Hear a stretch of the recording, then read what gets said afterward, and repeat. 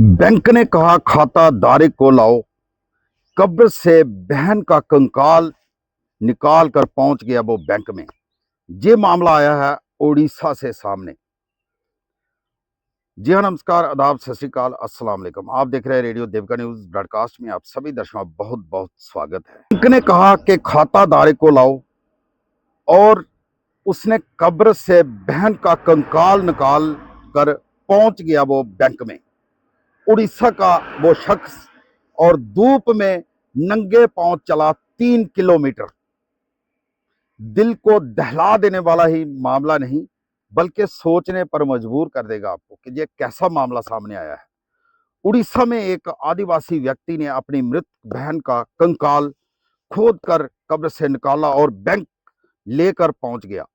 मामला Patna police station के अंतर्गत आने वाला मालपासी गांव का है। कंकाल देखकर बैंक अधिकारी डर गए और उन्होंने पुलिस को सूचना दी। पुलिस के साथ बातचीत के बाद मामला जो है वो सुलझाया गया।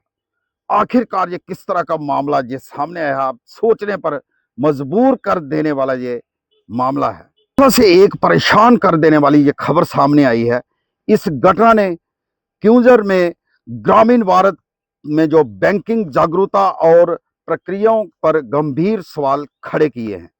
मामला क्यूंजर जिले का है ये, जहां एक आदिवासी व्यक्ति अपनी मृत बहन का कंकाल बैंक में लेकर चला गया और उसने ऐसा इसीलिए किया क्योंकि उसे कहा गया था कि वो खाताधारी को खुद बैंक में पेश करे, जबकि अकाउंट होल्डर महिला की मौत हो चुकी थी।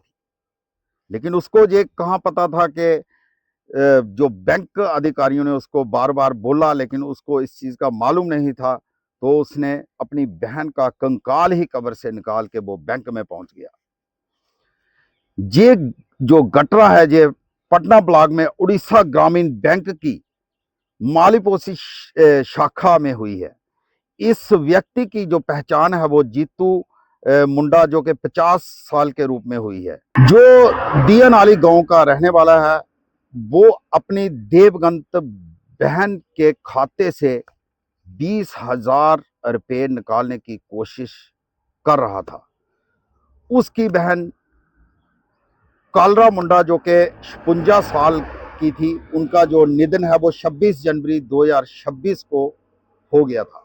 बैंक में कई उसने चक्कर काटे, कई चक्कर काटने के बाद भी नहीं निकला कैश उसका, क्योंकि वो कई बार बैंक में कैश निकालने के लिए कई बार वो चक्कर लगा चुका था। बैंक के बार बार चक्कर लगाने के बाद निराश होकर जीतू ने एक बेहद ही कड़ा कदम उठा लिया। हालात की जानकारी मिलने के बाद पुलिस बैंक पहुंची और तुरंत जो है मामले में हस्तक्षेप किया। पटना पुलिस स्टेशन के आईआईसी किरण प्रसाद साहू जी के अनुसार जीतू को बैंकिंग की जो बुनियादी बातों की जो है वो जानकारी नहीं थी, क्योंकि वो एक ऐसी जगह पे रहता था जहां उसको किसी भी किस्म की कोई ऐसी जानकारी नहीं थी। तो उसने ऐसा कदम उठाया और उसने ये कहा कि मैं कई बार बैंक गया और वहां के लोगों ने मुझसे कहा कि मैं खाताधारी को साथ लेकर आऊं। हालांकि मैंने उन्हें बताया कि उसकी मौत हो चुकी है, लेकिन वो नहीं माने। लेकिन उन्होंने मेरी बात मतलब एक भी नहीं सुनी। इसीलिए मैंने कब्र खोदी और सबूत के तौर पर उसका जो कंकाल है वो बाहर निकाला और उसके बाद मैं बैंक में लेके चला गया। लेकिन आदिवासी होने के नाते नहीं बना बर्थ सर्टिफिकेट। उसने कोशिश तो की, लेकिन उसको इतनी जानकारी नहीं थी कि जो मतलब डेथ सर्टिफिकेट भी बनता है, क्योंकि वो आदिवासी था। लेकिन पुलिस ने हमें बताया कि जीतू एक आदिवासी है। उसकी बहन के अकाउंट में 20,000 रुपये थे। उनकी शादी अभी नहीं हुई थी। वो जीतू के पास ही रहती थी। जब उनका निधन हो गया तो वो बैंक में जो रकम निकालने गया, लेकिन बैंक वालों ने खाताधारी को लाने की बात कही और जीतू ने कहा कि उनका जो निधन हो गया है, लेकिन बैंक वालों ने उससे फिर भी जो है डेथ सर्टिफिकेट और उत्तराधिकारी के कागज जो हैं वो मांग लिए। क्योंकि जीतू एक आदिवासी है, इसलिए उसके पास अपनी बहन का ना तो मृत्यु कोई प्रमाण पत्र था और ना ही उत्तराधिकार के कोई कागज थे, तो इसलिए उसको वो इन चीजों की वो उसको जानकारी नहीं थी। लेकिन आप देख सकते हैं कि किस तरह से ये 3 किलोमीटर पैदल चल कर ये अपनी बहन का जो कंकाल लेकर ये बैंक में पहुंच गया।